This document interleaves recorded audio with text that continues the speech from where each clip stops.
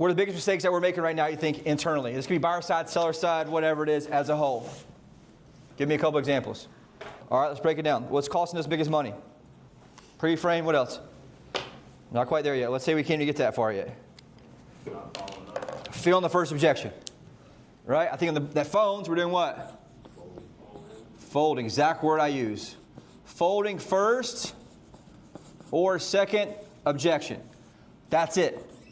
And I was thinking about, why am I teaching this? Because we're overcomplicating this, right? If you come and make $100, $200 a day and you get past the second objection, right, you're going to be able to make a lot of money. Both sides of this, right? Because what's happening is, you think about it, I'm not sure, right? I'm just looking, whatever it is, which is always the objection, I'm just looking. Is that the biggest one? Yeah. If you work at Dillard's, what's the number one objection you get? If I work at the Cadillac dealership, what's the number one objection I get? You think it's any different what you do? But you're believing it. They're saying that because they're scared to make a decision. They're scared to be sold. The same way you do it when you walk into Dillard's to buy something, or you walk to the car dealership to do something. Does that make sense? So if I know that, what I need to do? Practice is the only way you get it. And practice comes through what?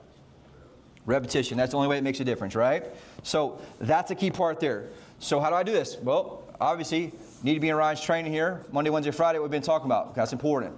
If I don't have, I think in my opinion, 6+ pending, you need to be every single one of them. Why, Zach? You don't have enough to even earn the right not to be there. People say, oh, I don't need to be there. Well, you don't have 6 pending, you definitely need to be there.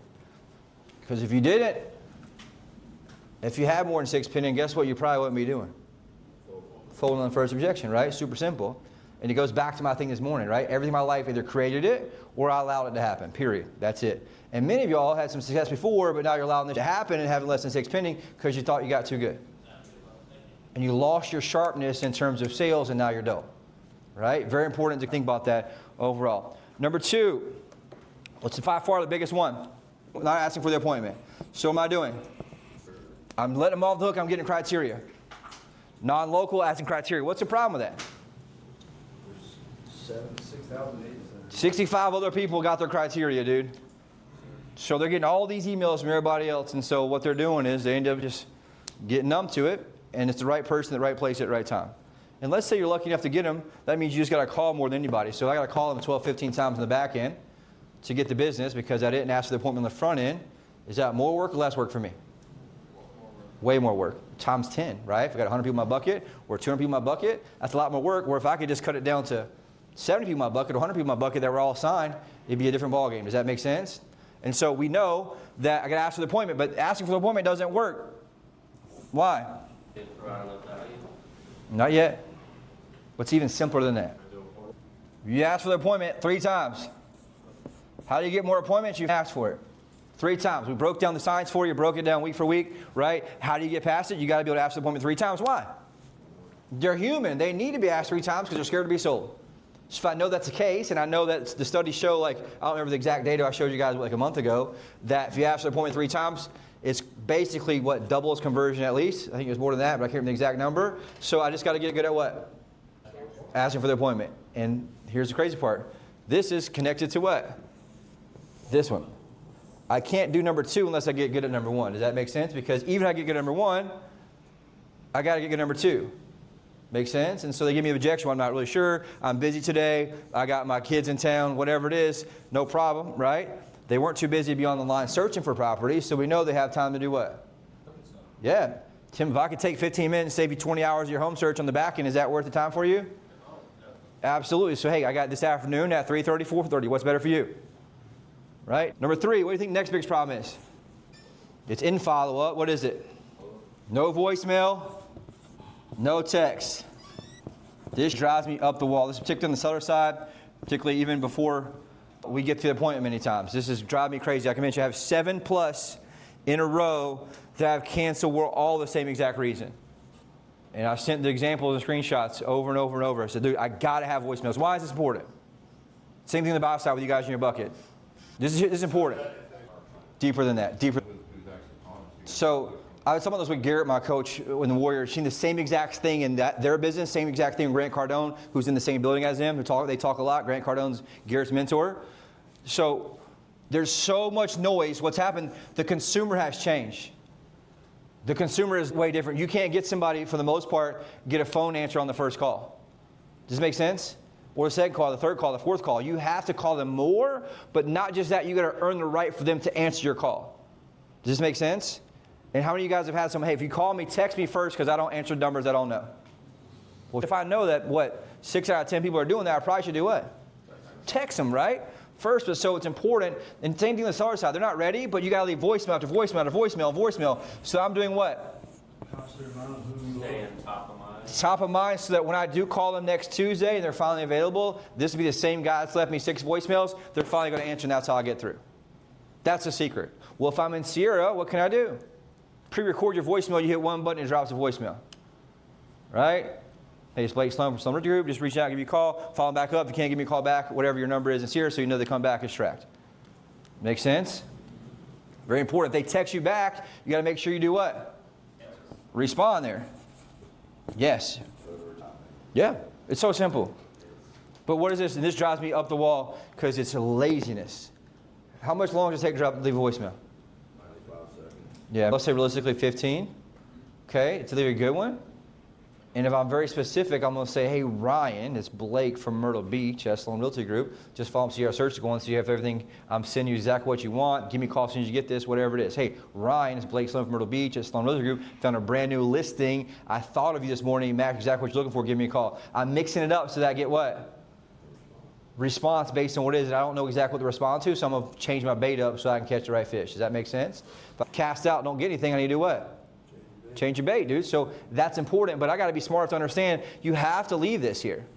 But when I saw 12 calls in a row with no voicemails, I just lost my mind, dude. Like, and no text message, like you can't expect to win like that. Okay, do you guys who's had a number here call you over and over and over that you don't know what it is and they didn't text you? Or leave a voicemail? Did you call them back? Did you ever answer it? Then why the would you guys do that to these people that you're trying to sell some to? Like, it's crazy. I get 980 Charlotte number calls me every day. Guess what? I ain't answering it. They don't leave a voicemail. They don't text me, whatever it is.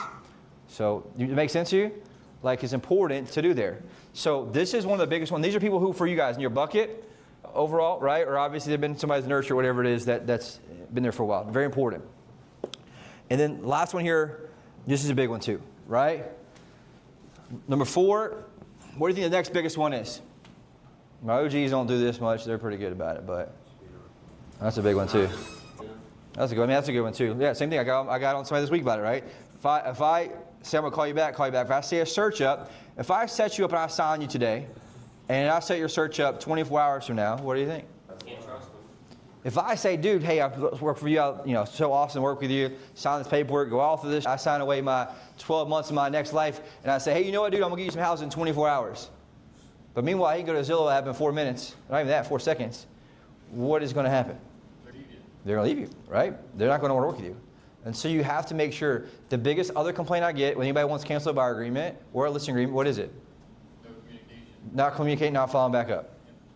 I can't give them the phone. And obviously some are unrealistic sometimes, but if you have it documented, it's not a big problem, right? And so that's also a pre-frame issue. Hey, I'm here available. If I don't answer, give me 2 or 3 hours. I'm taking an appointment. I'll call you back. Right? You tell a story, say, hey, my phone's vibrated 10 times. It's been this point with you guys. I got to call everybody back. So typically take 3 or 4 hours to call you back. Is that cool? Yeah, whatever it is. Boom. Pre-frame. Does that make sense? That's a big deal. And then the other one here, number 5. What's the biggest one besides that, you think? Even bigger. This is like this. But it's not the biggest, but it's the most deadly. Yeah, that's not on here, but you're right. If they don't make dials, they can't help you, right? None of this matters. Yeah, that's a good one, Baron. But how about protect and follow the schedule? Like, dude, you have to understand, money time is money time. Who makes the most money typically? People out here every day, same time, same place, every day, consistently, right? So, like, I don't spend my whole morning on hold. I heard somebody yesterday, there was music playing for like 2 hours out here. At 10 o'clock, I'm like, dude, what do you do? Like on the hold phone. Yeah, like you're on hold for an hour. I heard the saxophone going. Yeah, I'm like, I don't know what that was, but dude, what are you doing? Let's say it's my phone. Okay, guess what I can do? Call through Sierra on my Bluetooth directly to my computer. I don't need to talk to anybody except who in the mornings? Buyers or sellers, right? Protected. I don't do yard work on a Monday in the middle of the day. I don't get my hair cut at 11 o'clock on Monday or Tuesday or Thursday. Why? Huh? It's money time, right? This is important, dude. I'm telling you guys. This is where I notice, and I was talking around in the gym about this. This is what kills most people. And obviously our best agents, I'm not talking to you like because you figured it out. This is a compounding business. So if I invest, right, and I have, let's say, 100 on a test, 100 on a test, 100 on a test, 0 on a test, what happens to my score? Goes down, right? So I go from 100 average down to 1, 2, 3, 4, was that 80? Some of that? 70, 80, right? 1 out of 2. 1 out of 4, that's 75, right? I'm 75 out of 100. Like you have to understand I have to keep momentum. I have to keep momentum. And so what does that mean? I protect money time. It's one of the biggest things I notice now. So why do we structure the morning time so much for you? 2 things, muscle memory. So if I know my mindset, if I go to the gym the same time every morning, guess what happens after a while? It becomes easier and it becomes automatic. So I make my dials every morning at the same time consistently over and over and over and over. What happens? Becomes natural, becomes easier, becomes a habit. And so I can use that against myself to make sure I can stay dialed in, to make sure I keep momentum, which means I don't get off the horse, right? And if I got to get off the horse and I got to go chase down another horse, get on a different horse, it takes a long time. Just make sense, you guys? Like you have, now does one thing come up or you got out of town or something, that's different, but like this is consistent. If you watch, the same patterns happen over and over and over and over. And mostly it's called what? Distraction. You guys with me on this? So the reason I share is I need you obsessed with this. Even our veterans, it's hard for me sometimes, right? You get sucked into, that's why I don't answer. I don't get on the chat, I don't do anything until I got certain times done because I got to be in the zone. Does that make sense? I hear the ship dinging, I turn it off.